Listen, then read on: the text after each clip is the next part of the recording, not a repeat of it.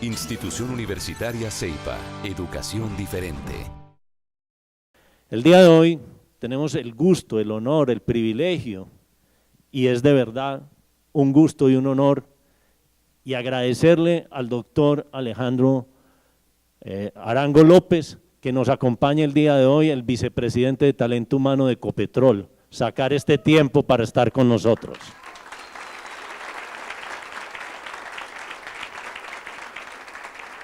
Bienvenido.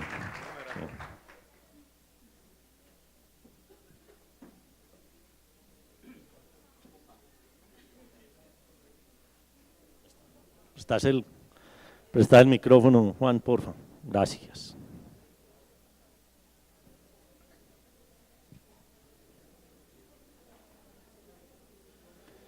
Muy bien.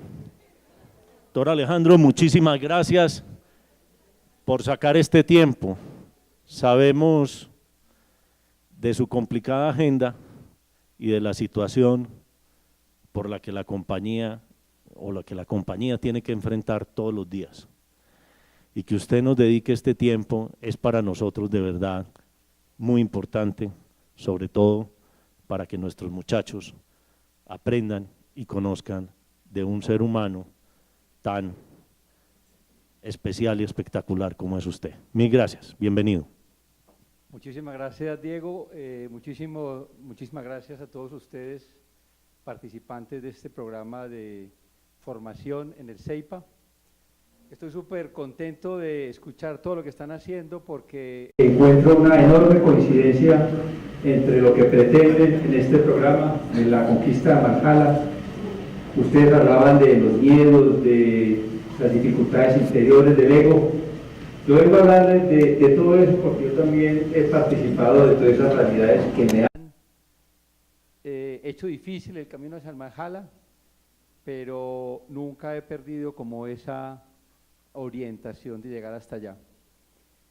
Nosotros estamos abocados a un mundo con muchas complicaciones, un mundo en el que hay profundas injusticias, un mundo en el que gran parte de la población mundial padece de hambre, donde estamos enfrentados al problema del cambio climático, a una realidad del país de una paz social que no acabamos de conquistar y que todos anhelamos, a una realidad de un país con profundas dificultades de inseguridad, de corrupción, de inequidad, y todos trabajamos en empresas que tienen profundas dificultades de una u otra forma, con independencia del lugar que ocupan en el mercado. Todas las compañías para las que trabajamos tienen problemas de ineficiencias, problemas de falta de control, de no lograr una rentabilidad suficiente, de no estar suficientemente conectados con la innovación y con los desafíos del mundo moderno.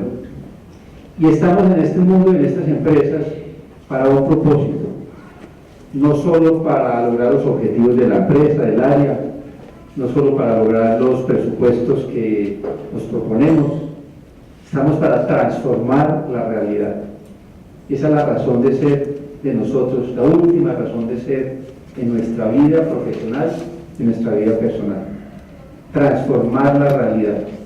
Eso solo es posible cuando uno mismo se somete a un proceso de transformación personal, porque es imposible pretender hacer frente a los demás cualquier cosa que uno no hace frente a uno mismo. Y yo vengo a hablarles, me gustó mucho la invitación que me hizo Diego, de hablarles de mi vida, de regalarles mi vida, más que hablarles de mis teorías de liderazgo, de contarles cuál ha sido mi proceso, para lograr solo un propósito, es, como decía Diego, tratar de inspirarlos. Mi camino ha sido seguramente distinto al de todos ustedes, y cuando les cuente lo que ha sucedido, lo comprenderán. Pero más allá de que mi camino sea distinto, el camino de cada uno es distinto. El camino del que está sentado al lado izquierdo o al derecho, adelante o atrás, es completamente distinto. La realidad de cada uno, su historia, su vida familiar, su educación, su cultura, la región. Veíamos que hay gente de Campamento, hay gente de Marinilla, hay gente de Medellín y de Barranquilla. La situación de cada uno es completamente distinto, pero no importa, porque todos tenemos el mismo desafío, conquistar el Mahala, conquistarnos a nosotros mismos y pasar por un proceso de transformación. Y de esto es de lo que vengo a hablarles, Diego. Muchas gracias, doctor. Bueno, empecemos por el principio, con lo que habíamos acordado. Hablemos de cómo combinar esa vida personal con una vida laboral tan intensa como la que puede tener en una vicepresidencia de la empresa más grande que tiene el país, que es Ecopetrol. Permítanme, les cuento un poco de mi vida para intentar darles elementos, porque ahí están como las claves de qué es lo que trato de hacer yo en mi vida profesional. Yo recibí por razones de la vida, no sé por qué, eso fue un regalo que me fue dado, recibí desde pequeño dos cosas. Una, como una empatía frente a la realidad del dolor de otros. Yo nací en Medellín, en un ambiente de una comodidad social y económica, pero tuve la fortuna de, por alguna razón, quizás por la influencia de mi madre, tener como una preocupación, una empatía con la situación de las comunidades de Medellín. En ese momento era cuando crecían las comunas, etcétera. En esa época hacíamos en la educación del país actividades de alfabetización y tuve la oportunidad como de acercarme a comunidades de mucha marginación y mucho dolor. Y otro regalo que me fue dado fue como una conexión con un propósito superior que yo nunca me lo propuse, con un sentido de la vida, con Dios. Y a la hora de preguntarme, bueno, ¿qué hago con mi vida? Cuando estaba en el colegio, terminando el colegio, yo dije, yo claramente quiero tratar de trabajar por cambiar esa situación económica de la gente de los barrios de Medellín, y en mis fantasías creía que había solo dos posibilidades. Una, o ser guerrillero o ser cura. Ser guerrillero no, pues seré cura. Y decidí hacerme jesuita, hacerme sacerdote. Cuando decido hacerlo, me sucede una cosa muy importante que marcó el resto de mi vida. Sentí que era como un deber que yo tenía frente a la sociedad, que tenía frente a los otros. Y yo me resistía como a hacerlo, yo me resistía a entrar a la comunidad, pero algo me decía, frente al imperativo de dedicar mi vida a trabajar por otros, pues se caían todos los argumentos particulares y todos los intereses personales. Hay que dedicar la vida a la transformación de los demás, hay que dedicar la vida a cambiar la sociedad. Y yo me dedico a prepararme, a estudiar, y con una lucha interior profunda, buscando razones para salirme, pero siempre aparecía el deber de trabajar por otros. Siempre estaba como el imperativo de la razón que me indicaba que era lo que yo tenía que hacer. Y hablo de una cosa que es muy importante en la vida de un directivo, más adelante hablaremos de eso: desconexión. Desconexión, uno es un ser integral, uno no es solamente un ser racional, pero mi vida estaba siendo regida simplemente por, insisto, como por los imperativos de la razón. Yo estudio filosofía, me voy a estudiar teología a Alemania, después de estudiar en Alemania teología me voy a estudiar lenguas muertas, hebreo, griego, arameo, para dedicarme a estudiar, a ser profesor de estudios bíblicos. Alguna vez preparando un examen de hebreo, muy trasnochado, desvelado, más que trasnochado, desvelado, entiendo que la única razón de la vida es, y ahí es donde comienza todo, es que uno sea feliz. Y si uno no está feliz en lo que hace, pues si uno no está conectado con sus pasiones, no tiene sentido, porque no logra uno realmente impactar la vida de otros. Yo me salgo de jesuita, me hago la pregunta, y aquí es otra cosa importante: ¿qué es lo más diferente a ser jesuita, a ser sacerdote? Trabajar en un banco, pienso para mí, porque quería someterme a un proceso de transformación y a un proceso realmente de cambio de mi forma de entender las cosas. Entro a trabajar a un banco, el banco cafetero. Después del banco cafetero paso a trabajar al Banco Santander, la Universidad de los Andes, me voy a trabajar a España, me caso, estoy casado 17 años, me separo, tengo 3 hijas, después de estar en España regreso, voy a Hong Kong 2 años, donde estoy trabajando en Hong Kong y en China. Después de estar en esa situación multicultural, regreso a España, regreso a Colombia e ingreso a trabajar a Ecopetrol y estoy actualmente en Ecopetrol. Importante después de todo este proceso es que si uno tiene una conexión con una pasión, si uno tiene una conexión con uno mismo, si uno tiene una conexión, uno está sometido a un proceso de transformación y de búsqueda personal, que es en el cual yo he inspirado gran parte de lo que hago. Estamos para transformar las empresas, estamos para transformar la realidad, y eso solo es posible cuando uno mismo se somete a un proceso de transformación y de búsqueda personal. Pasamos rápido, doctor Alejandro. Una de las cosas difíciles en la vida es tomar decisiones. Usted tomó una decisión bastante radical, dejar de ser jesuita. ¿Cómo es ese proceso?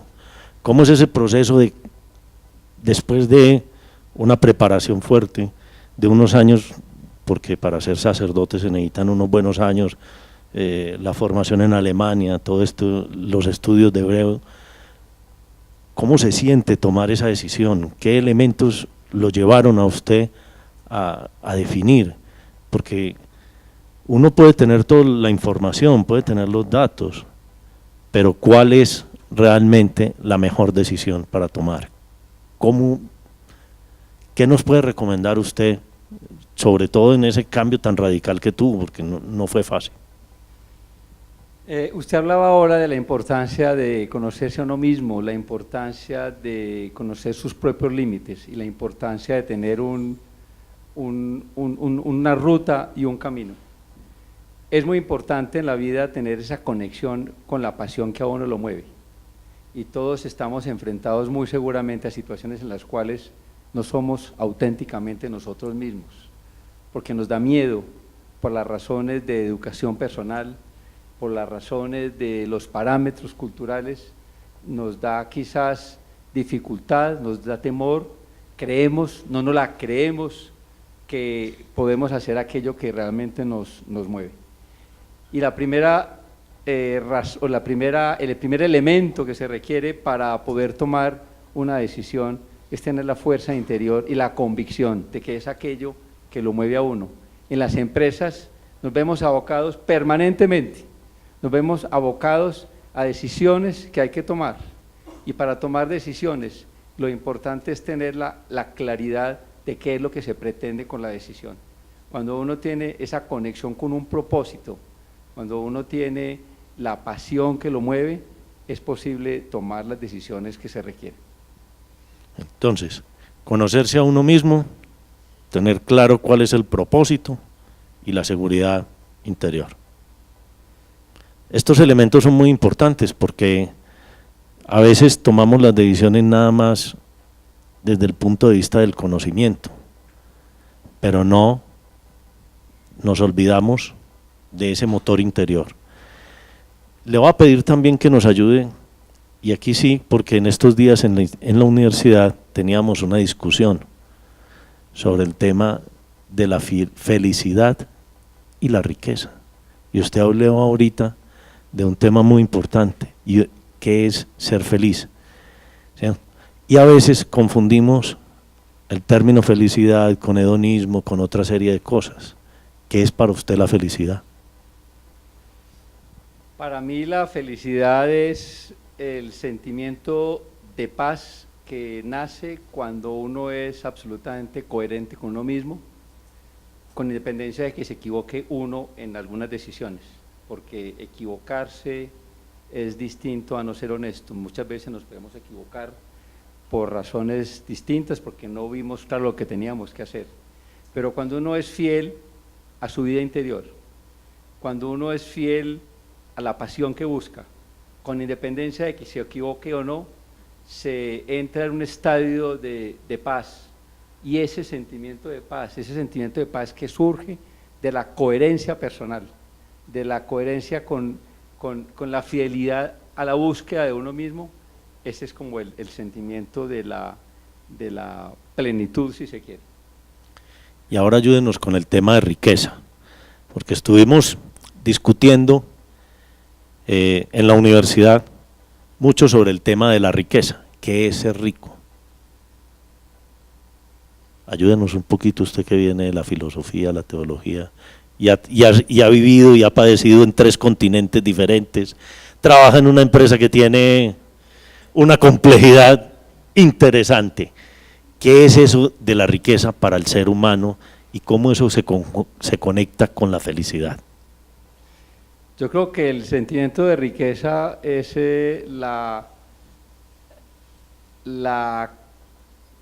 disponer de los elementos que uno requiere para ser feliz y estar en un estado de plenitud. La riqueza nace fundamentalmente en un estado interior.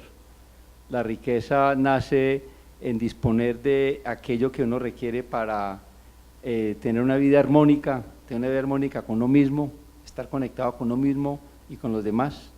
Obviamente que esto pasa no solamente por un sentimiento interior, sino también de disponer de los recursos económicos que se requieren para poder realizar parte de los sueños. Pero la riqueza no es solamente ese componente material y económico, sino que es un sentimiento de integridad entre los valores interiores y el mundo que a uno lo rodea. ¿Será que de pronto el no entender ese concepto de riqueza, sino entenderla desde el punto de vista de acumulación de bienes materiales y demás, es lo que nos ha llevado a esta situación que usted mencionaba al principio, de corrupción, de confusión, de tantas cosas que tenemos aquí en Colombia? Yo creo que la causa de todo esto que genera el desorden nuestro es, usted lo mencionaba anteriormente, es el miedo.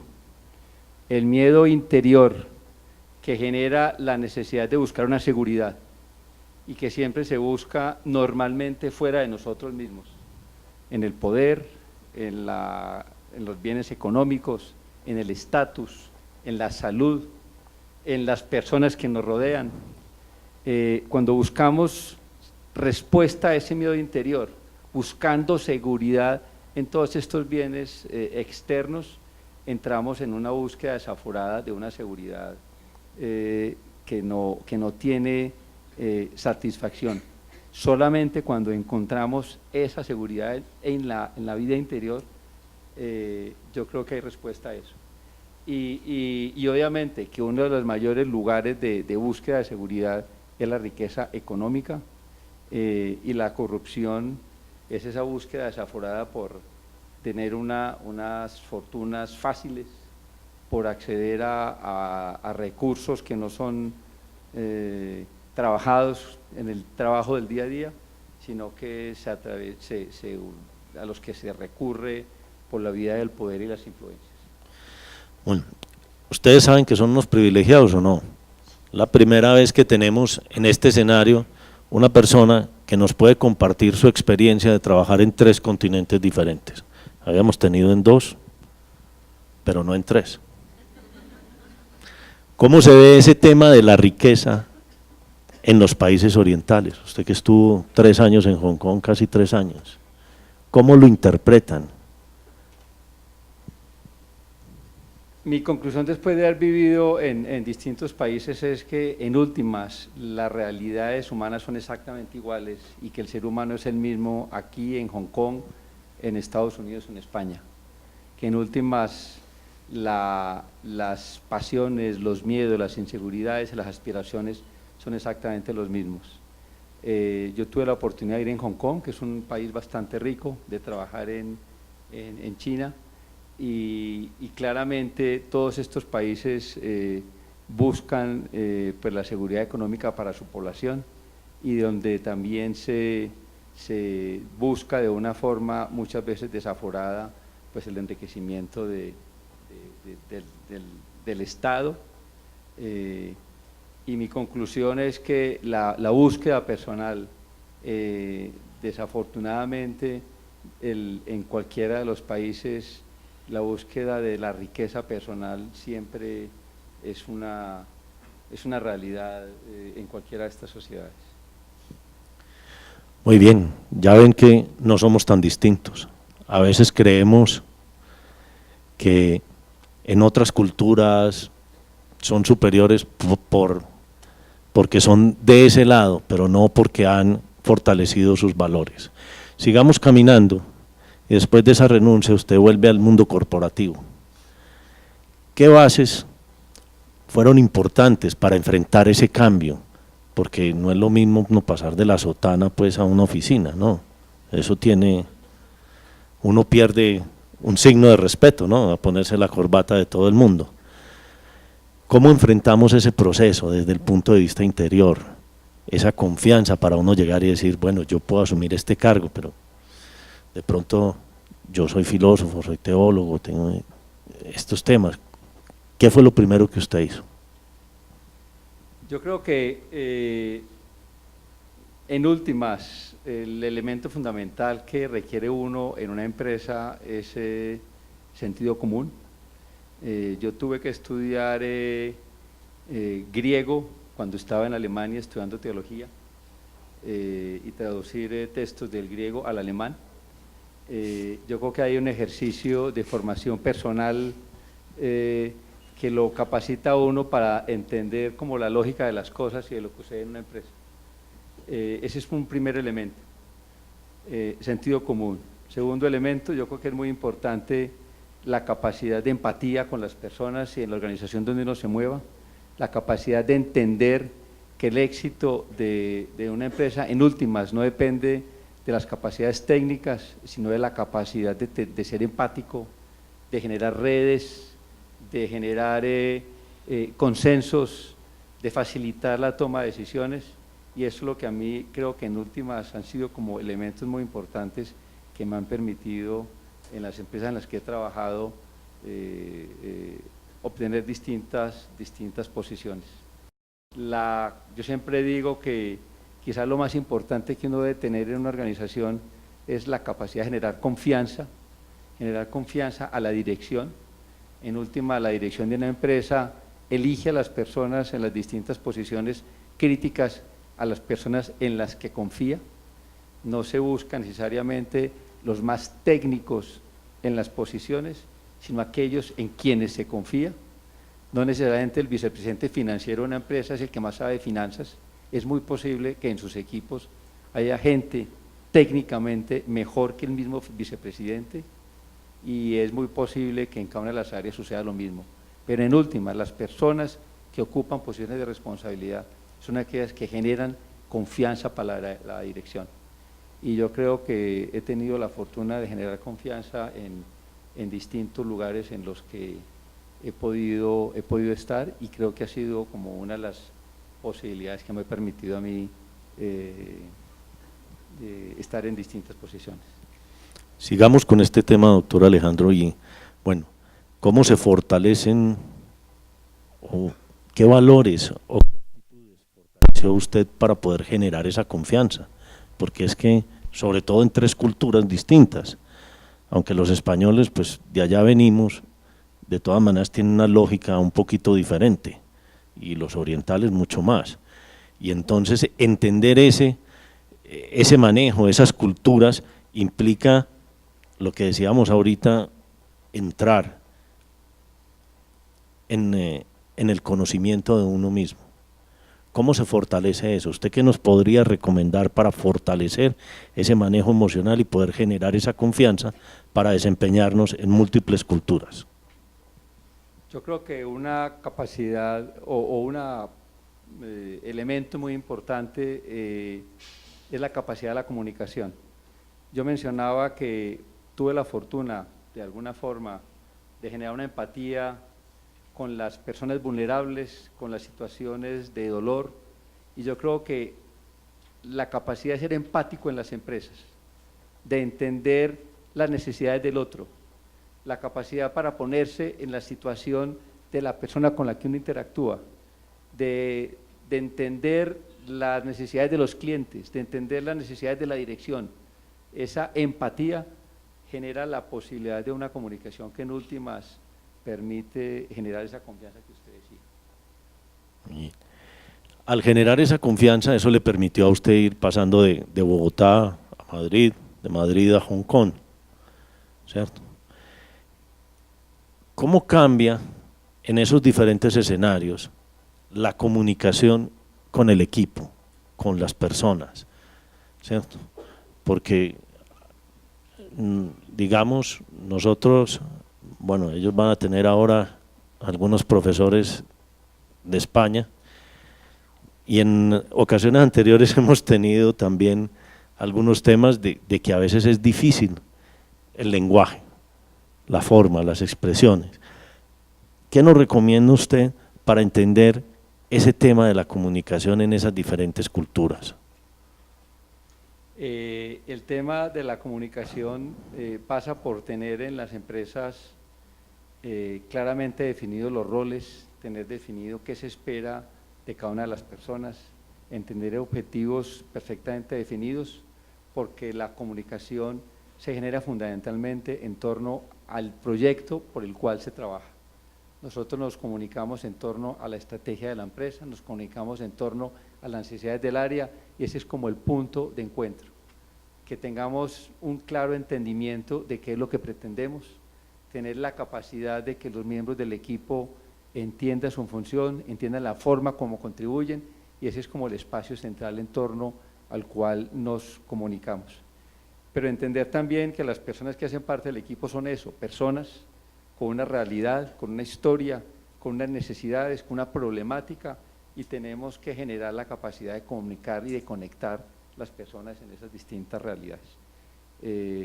Empatía con la situación de las personas, conexión con la realidad de la empresa, conexión con la realidad de las distintas áreas para las cuales se trabaja. Muy bien, devolvámonos a Colombia, a esta que es nuestra empresa, que es la empresa de todos los colombianos, Ecopetrol. ¿Cómo es un día a día del vicepresidente de Talento Humano? Ecopetrol es una empresa apasionante por la magnitud de los proyectos que maneja, por la magnitud de los problemas que se generan. Todos los días en Ecopetrol son distintos uno de otro. Es una empresa apasionante en el sentido en que claramente hay un propósito de servicio al país. En Ecopetrol somos absolutamente conscientes del impacto de todas nuestras actuaciones, de la necesidad de generar recursos para mejorar y la calidad de vida de los colombianos y eso hace que el trabajo que se realiza allí es apasionante. Las dificultades, Ecopetrol es una empresa que permanentemente se ve en situaciones límites de crisis, atentados al oleoducto, las situaciones que a veces se presentan en el manejo de las distintas situaciones de los hidrocarburos.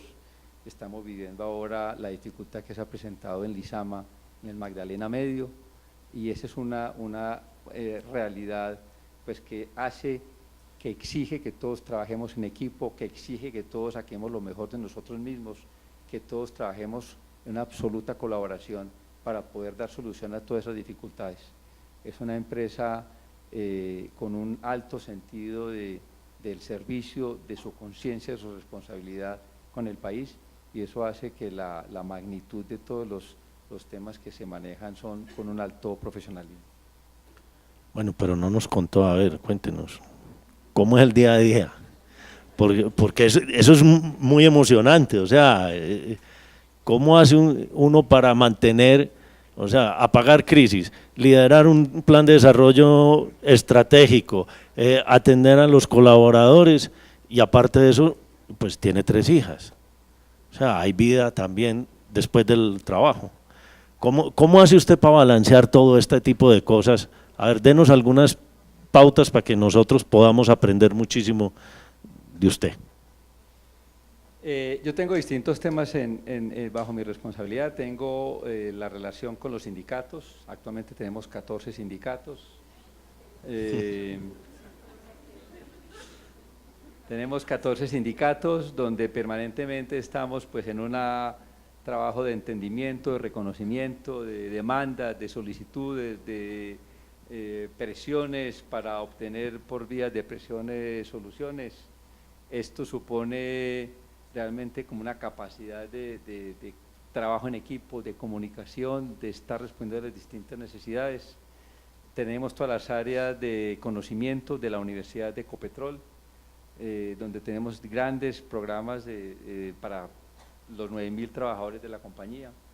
Tenemos la gerencia de cultura y liderazgo, donde soy responsable de todos los programas de transformación cultural y de comportamientos y liderazgo de la compañía. La gerencia de planificación de talento humano, de toda la atracción de profesionales, de todos los temas de compensación, de todas las áreas de selección, y eso es básicamente, digamos, el espectro. El día a día depende en gran parte de tener un equipo muy consolidado, de tener un equipo muy profesional, un equipo que está perfectamente segmentado según sus responsabilidades, donde se requiere una profunda comunicación en línea, tenemos que estar permanentemente comunicados en la toma de las decisiones, donde claramente tiene que haber necesito una capacidad de delegación de las responsabilidades, donde cada uno tiene que estar completamente empoderado porque no puede convertirse en la mesa del vicepresidente un retén donde se detienen todas las decisiones, la capacidad de ser como un policía de tránsito, de hacer conexiones y de estar distribuyendo las responsabilidades, asignando las tareas, generando conexiones entre las distintas áreas, y esto supone pues estar 24 horas al día realmente conectado, supone conexión, supone estar despierto, y cuando digo despierto es completamente atento a todo lo que sucede alrededor, manejando las relaciones, en mi caso, en algunos temas con la junta directiva, con los otros vicepresidentes, con las distintas áreas de producción, con los sindicatos, y vuelvo a lo que decía ahora, se requiere la capacidad de estar en una comunicación permanente con las distintas áreas. Yo creo que el tema más importante es la capacidad de estar conectado, la capacidad de comunicarse, de estar comunicado, y disponemos pues de todas las tecnologías digitales que nos permiten estar comunicados permanentemente en línea, de tener un sentido de la resolución muy alto, de tomar decisiones. No se puede dejar en el análisis los temas eternamente, hay que decidir, hay que actuar, y eso supone realmente un trabajo en equipo. Hablamos de un liderazgo colectivo, no basta con que ejerzamos nuestro liderazgo individual, que se requiere un liderazgo colectivo, un liderazgo en la que todos actuamos como un único cuerpo que está atendiendo a las necesidades del área. Uy, debe ser bastante emocionante los 14 sindicatos. 14 sindicatos, la verdad es apasionante. Es apasionante porque en el relacionamiento con los sindicatos se encuentra uno el mundo real de intereses distintos, de intereses desde distintas orillas, donde aparecen todas las pasiones humanas, los intereses, y la verdad a mí me parece que ese es como un micropaís en pequeño de todo lo que sucede en el relacionamiento con ellos, donde hay que negociar, donde hay que tener un sentido de la verdad sumamente claro, donde no se puede transar cosas que no son transables, donde se tiene que tener un sentido de la verdad porque no se puede jugar con mentiras ni con engaños, donde hay que ser perfectamente claros y transparentes en el sí y en el no, y eso a mí me parece que es realmente apasionante. En últimas, porque también encuentra uno el lado humano y el lado de las personas y de los distintos actores, y cuando se logra esa conexión, pues es todo un mundo de construcción y de encuentro y de reconocimiento del otro. Ahorita usted nos mencionaba un poquito del papel de Ecopetrol en el desarrollo del país, de la importancia para el país, pero también tenemos un enemigo muy grande y es el cambio climático. Todo ese movimiento que se está dando y toda esa problemática, digamos que en cierta manera, no solamente por los hidrocarburos, pero que se nos está dando en esto. ¿Cómo hace Ecopetrol para conjugar o cuál es el plano, lo que está mirando Ecopetrol a futuro? La estrategia respecto del futuro es en las distintas áreas de la empresa, en exploración, en producción, en transporte, en refinación, en la parte comercial, responder en los distintos proyectos donde claramente uno de los principales desafíos es las reservas de la compañía, aumentar las reservas de Ecopetrol, de petróleo, para el bien del país. Se está mirando claramente todos los desafíos del cambio, de los desafíos ambientales como una responsabilidad absoluta que exige una excelencia en la forma de operar, en la forma de hacer las cosas, buscando siempre la rentabilidad en todo lo que hacemos para generar valor para los accionistas y para el país. Cuidando el medio ambiente y trabajando. Obviamente. Sí, ese es claramente un principio fundamental de nuestra forma de hacer las cosas, el cuidado del entorno, de una generación limpia de los barriles que se produzcan, siempre cuidando la vida del entorno de las comunidades. Eso es muy importante aclararlo porque de pronto últimamente ha habido algunos comentarios por ahí en prensa del daño que hace Ecopetrol. Entonces me parece importante que nos cuenten de ese tema porque realmente pues el país necesita Ecopetrol, necesita no solamente lo que produce para su movimiento, sino también en generación, en recursos económicos. Entonces, sería bueno si nos amplía un poquito qué acciones están tomando en ese tema. Acciones que se estén tomando, pues insisto lo que decía, garantizando vigilando la excelencia operacional en todo lo que se hace. El tema del agua es un desafío muy importante para nosotros, hay toda una discusión si la industria petrolera contamina o no las aguas, es un desafío enorme que se genera para nosotros y siempre el cuidado del agua, de las comunidades y del medio ambiente es un imperativo esencial. Muy bien, yo quisiera hacerle 1000 preguntas, pero yo veo algunas caras que están interesadas en hacer preguntas. Entonces, vamos a abrir un espacio. El doctor Alejandro tiene que volver el día de hoy a Bogotá. Es de verdad que nos sacó un espacio en su agenda. Vino esta mañana y ahora se va a regresar a las 8:09 tiene el vuelo. Así que vamos a abrir un espacio para que ustedes puedan preguntarle al doctor Alejandro algunos temas que quieran conversar.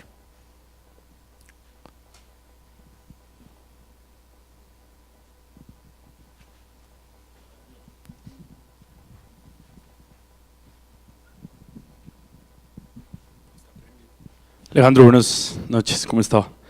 Primero que todo, pues, muchas gracias por estar aquí, es bien importante para todos nosotros conocer su experiencia.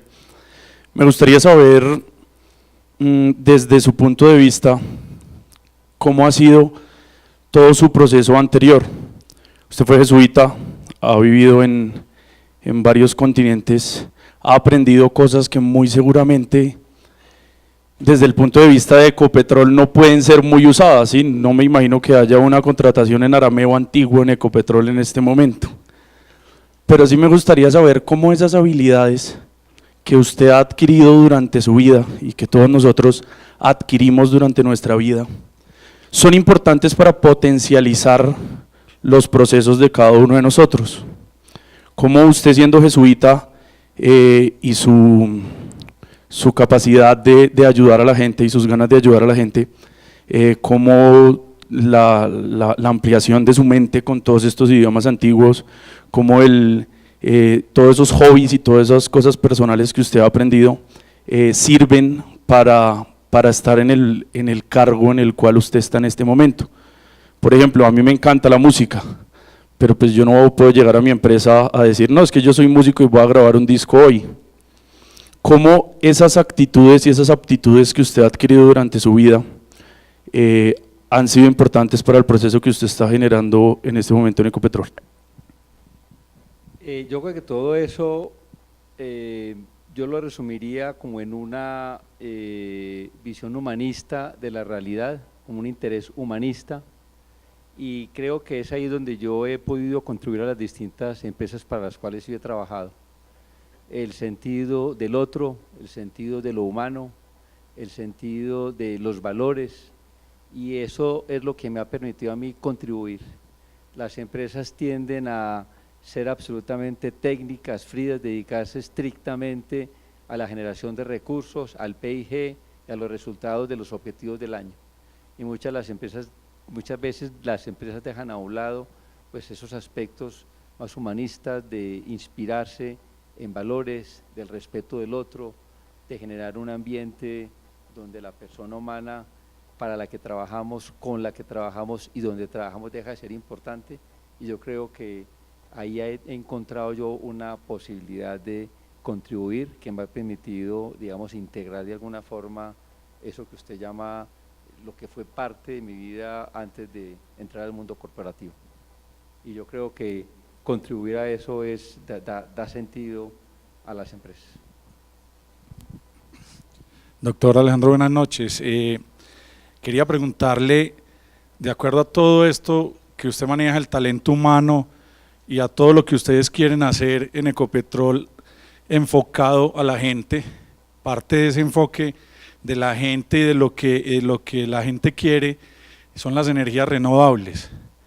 ¿Qué tanto Ecopetrol está invirtiendo parte de lo que nos da y lo que nos produce, que es mucho por el petróleo, en las energías que en 20, 30 años vamos a tener un porcentaje más alto, ¿cierto? Que Ecopetrol se transforme un poco, haga un poco de transformación digital, cambiando su forma del petróleo a las energías renovables.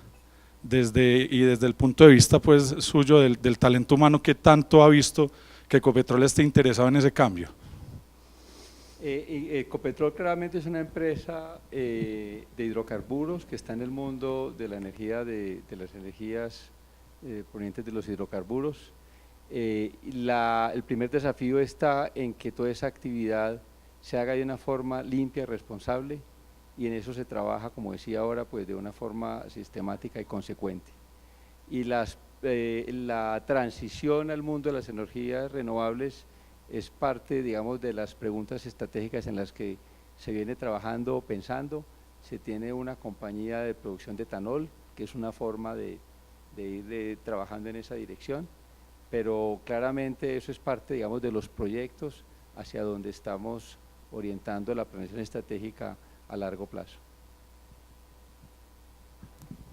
Buenas noches. La pregunta mía está orientada a que las áreas digitales y de talento humano es ahora lo que más se está desarrollando en las empresas, o algo de lo que más está avanzando en las empresas. En cuanto a Ecopetrol, el área de talento humano, ¿qué está haciendo para mantener a los jóvenes de ahora contentos o para mantenerlos bien en sus cargos, para darles una formación adecuada, para conservar lo que están haciendo, sabiendo que las generaciones de ahora no son como antes, que buscaban era permanecer en el cargo, aunque fuera un cargo que no les gustara mucho? Entonces, ¿cuál es la estrategia de Ecopetrol para mantener a los jóvenes ahora? Ese es uno de los grandes desafíos que nos plantea el mundo moderno, el mundo de las tecnologías digitales, el mundo de los millennials, donde claramente hay intereses completamente diferentes. El desafío, estamos trabajando en proyectos de desarrollo de jóvenes potenciales, claramente tendiendo a renovar las formas de establecer las relaciones del conocimiento. Estamos fortaleciendo la Universidad de Ecopetrol, donde tenemos alrededor de unas 20 academias que están en diseño y en implementación, que tienden a la anticipación de esas nuevas tecnologías. Claramente que es uno de los desafíos que nos planteamos, cómo en el mundo Ecopetrol debe avanzar al mundo digital. Estamos en proyectos que nos llevan en esa dirección. Buenas tardes, Alejandro. Tú nos hablabas de la importancia de la comunicación y la empatía que debe tener un cargo directivo, y a mí siempre me cuestiona mucho el comprender cómo una vicepresidencia es capaz de generar empatía con los cargos más bajos, siendo una empresa de una estructura tan vertical. ¿Hasta qué punto un vicepresidente es capaz de llegar a generar esa empatía y ese reconocimiento de las necesidades de las personas que están de pronto, que jamás han tenido contacto con la vicepresidencia? El desafío en la gestión del talento humano no puede ser que el responsable de la gestión del talento humano es la vicepresidencia de talento humano. Lo que nosotros es fortalecer la capacidad de liderazgo, tenemos identificados alrededor de 1000 líderes, y trasladar esa responsabilidad de la gestión del talento humano, no de un equipo de 100 personas en la vicepresidencia, sino preparar a todos los líderes de su responsabilidad para que cada uno sea de alguna forma Ecopetrol para sus equipos. Obviamente que llegar a 9000 personas, un vicepresidente o su equipo es imposible, pero lo que hacemos es transformar ese equipo de líderes, alrededor de 1000 personas que tenemos identificadas de alta dirección, gerentes, supervisores, y el trabajo, el gran desafío es trabajar con ellos para que sean ellos los que sean Ecopetrol, para que sean ellos los que trasladan a los distintos equipos los distintos programas y la conexión que se requiere con los trabajadores. Buenas noches, doctor Alejandro. Dos preguntas. La primera tiene que ver con el tema de la sostenibilidad ambiental. El tema del fracking. Estados Unidos hoy es, diríamos, el mayor productor de petróleo en el mundo gracias a esa metodología de extracción de petróleo. Hoy en la agenda de los candidatos a la presidencia se está tocando ese tema. Colombia, ¿qué tanto está preparado para eso? Y si Ecopetrol lo tiene claro en su estrategia de producción y de crecimiento. Y la segunda pregunta tiene que ver con el tema de Colombia depende mucho de la producción de petróleo, su economía está girando alrededor del petróleo con muchos países del mundo. Eso va a cambiar en el mediano y largo plazo. ¿Qué está haciendo Ecopetrol para prepararse el país, para prepararse para que la economía no dependa del petróleo y no le pase lo mismo que le pasó a Venezuela? Un país con tantas reservas de petróleo y hoy prácticamente está en quiebra. El fracking o la producción no convencional, claramente que es una de las preguntas y los desafíos que tienen los países que tienen petróleo. Es un desafío que tiene Colombia. La importancia de atreverse a nuevas tecnologías tiene que estar sometida a que estén probadas. Ecopetrol ha invitado a que es una necesidad de explorar nuevas tecnologías, hacerlo de una forma responsable. Se ha propuesto hacer algunas pruebas pilotos para ver la conveniencia o no de esas tecnologías. Deben garantizar estas nuevas tecnologías, lo que usted decía, el cuidado del medio ambiente. Estamos en ese proceso de explorar la conveniencia o no para el país. Se ha venido discutiendo con algunos sectores del sindicato que defienden hacer las pruebas piloto correspondientes para ver si el país debe o no iniciar exploraciones en ese sentido. Y es todo un tema que está en la discusión, que es una discusión científica, que es una discusión ambiental, a la que el país y Ecopetrol no pueden dar la espalda. Esa discusión hay que darla y hay que probar o no la conveniencia de dichas tecnologías. La segunda pregunta era… Sí. El país no puede depender del petróleo. Usted mencionaba la dependencia del petróleo. Hemos visto lo que ha sucedido al país con la caída de los precios del petróleo. Necesitamos en Colombia claramente diversificar la economía, desarrollar otros sectores de la producción. Claramente no puede Colombia depender de los recursos del petróleo. Buenas noches. Bueno, mi pregunta es muy banal, pero esas son las buenas. Yo quisiera saber, si no trabajara en Ecopetrol, ¿qué otra empresa en Colombia cree que le puede dar la plenitud que en este momento le está dando Ecopetrol y por qué, especialmente una en Antioquia, como una empresa en Antioquia. En Antioquia.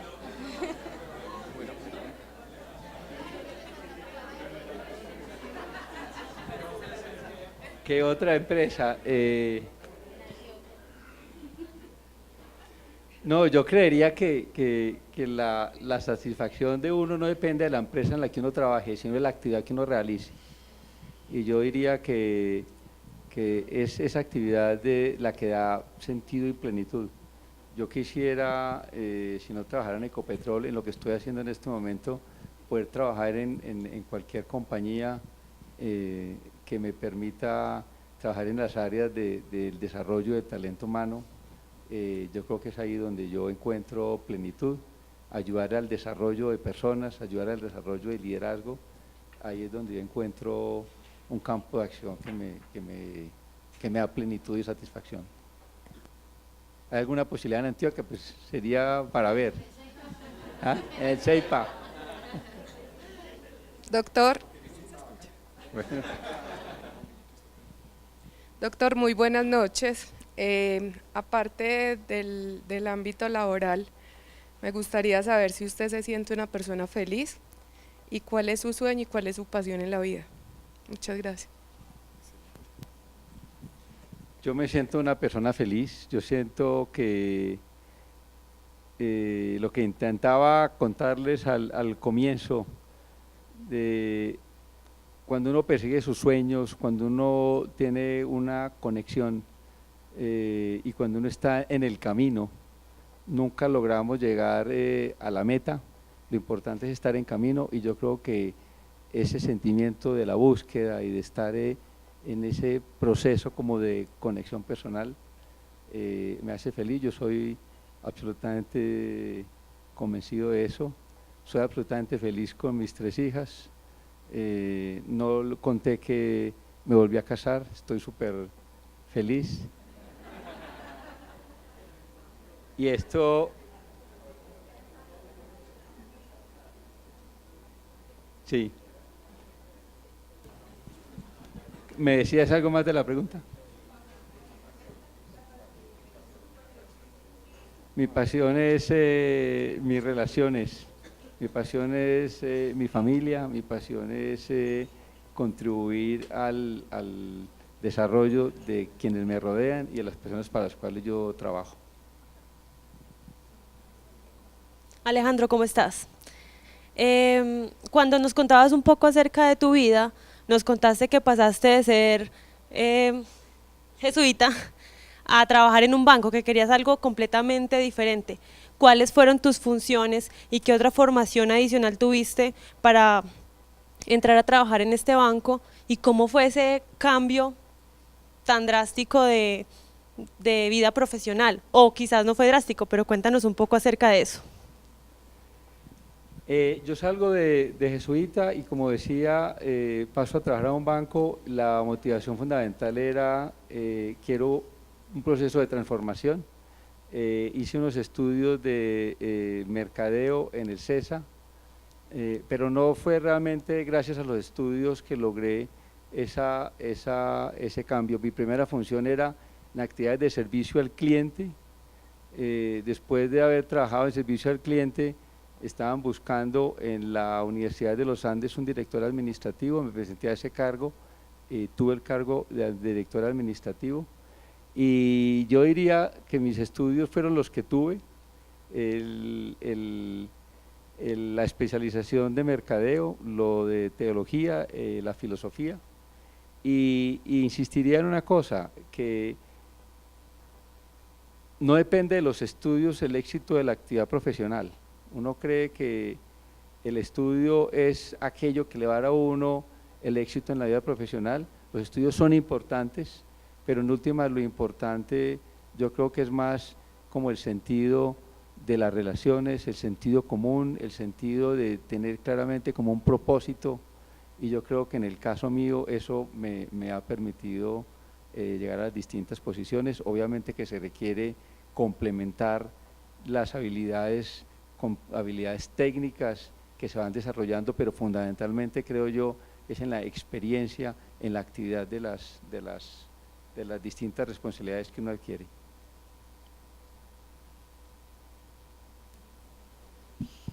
Buenas noches, Alejandro. Nos contabas que una de las pasiones es el desarrollo de las personas, ¿cierto?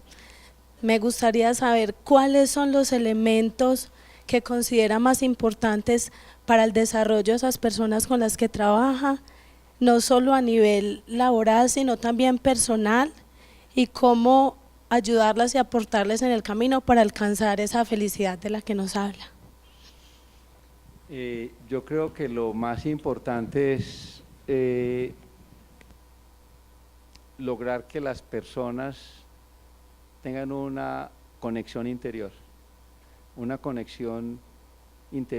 no solamente con los sueños, con la realidad más profunda, lograr que uno se lo crea, lograr que los miedos no sean un impedimento en el proceso de desarrollo personal, lograr que uno esté conectado a un sentido y a un propósito superior que dé sentido a lo que se haga.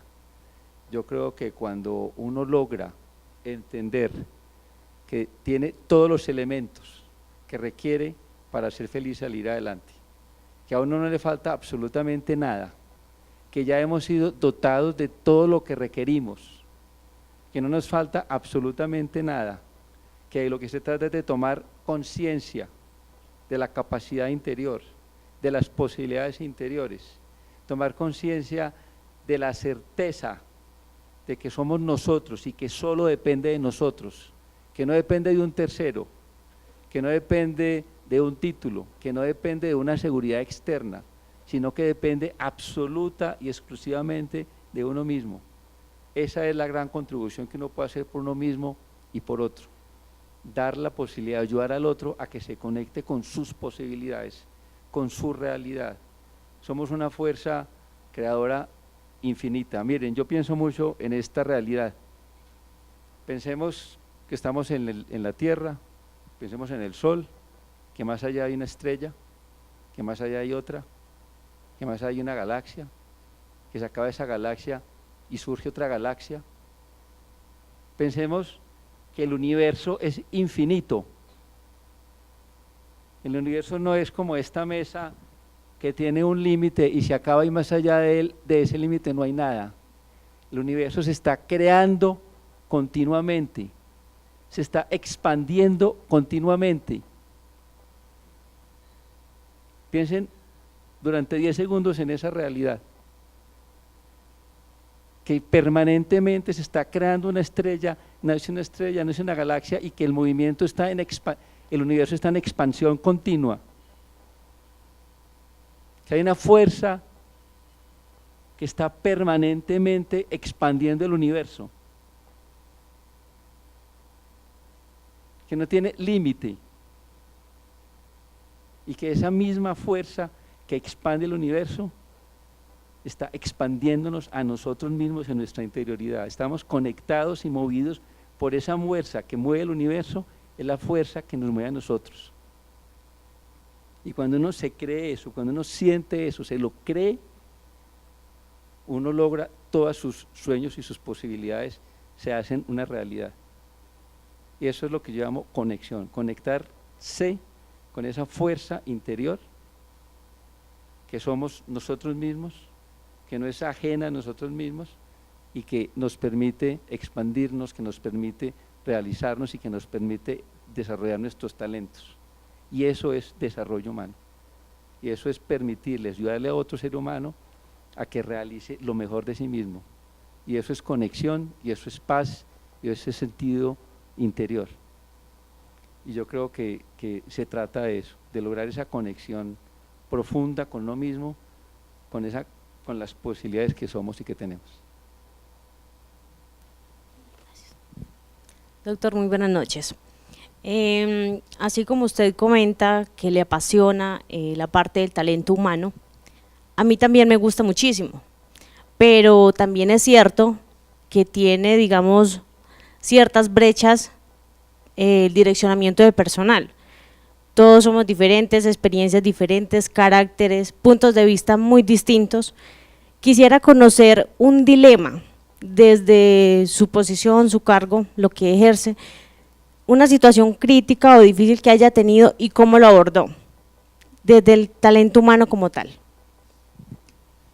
Pues yo diría que hay muchas, porque las empresas tienen realidades administrativas que nos toca gestionar, nos toca desvincular personas, nos toca exigir, nos toca decir no, y eso es una realidad. El mundo del talento humano no es solo el desarrollo y no es solo la parte de contribuir al desarrollo de las personas y al liderazgo, también hay muchas funciones administrativas hartas, aburridoras, que toca que ejercer, porque eso es parte de la realidad de las empresas, el orden, la disciplina, los procesos, los controles, lograr los estándares de productividad, lograr un desempeño excepcional, y eso pues supone pasar por situaciones difíciles.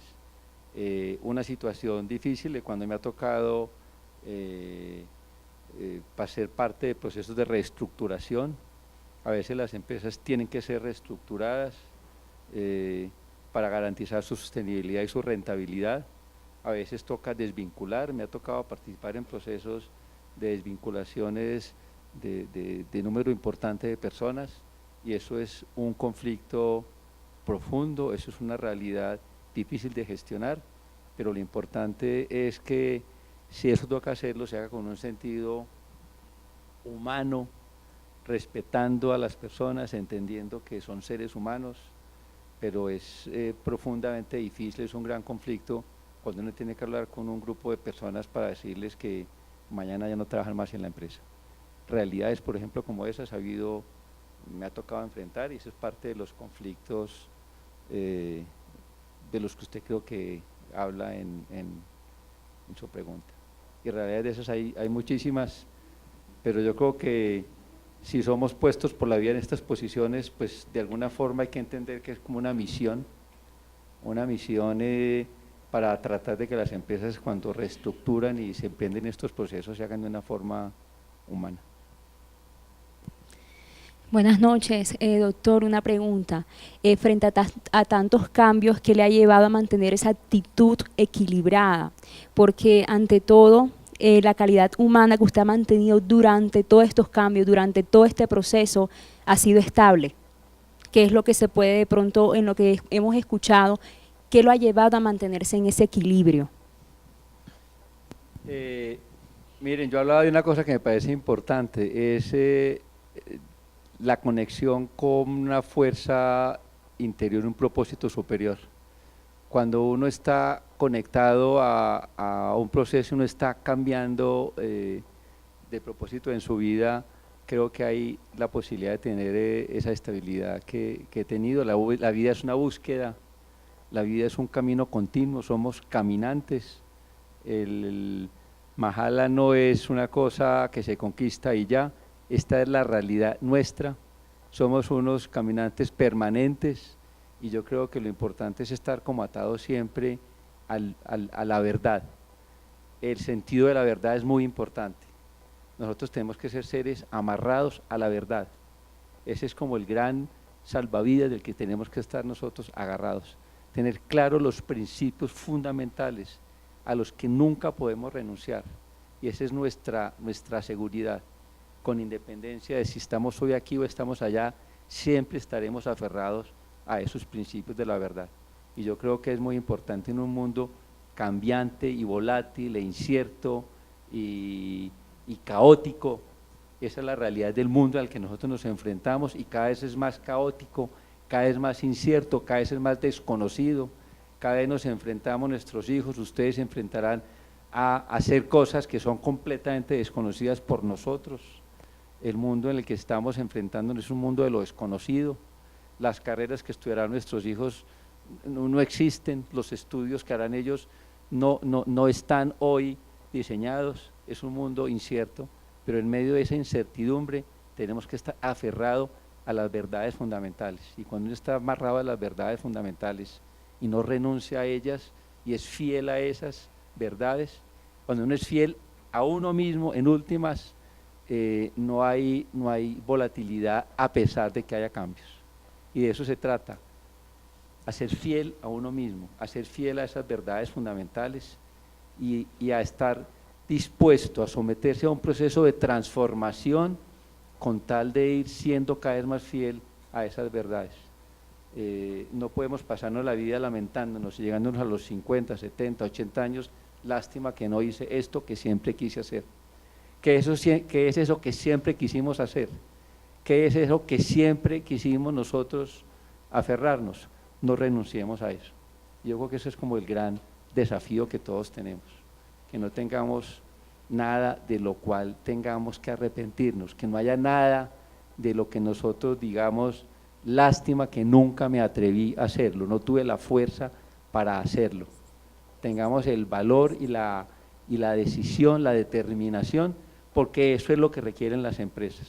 Solo cuando tenemos la fidelidad a nosotros mismos, solo cuando estamos aferrados a las verdades, podemos ser capaces nosotros de ser líderes de una empresa, si hemos ejercido y asumido ese liderazgo frente a nosotros mismos.